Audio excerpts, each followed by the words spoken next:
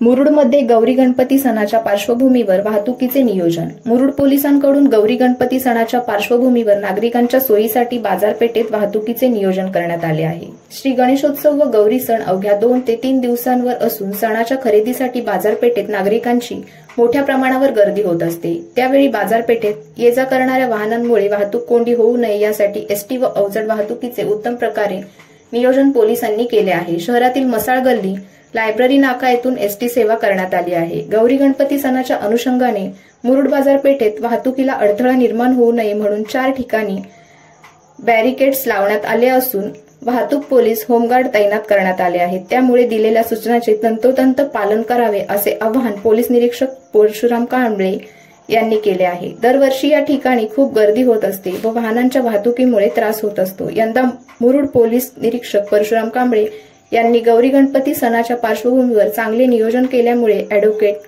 विनायक शेडगे यांनी समाधान व्यक्त केले।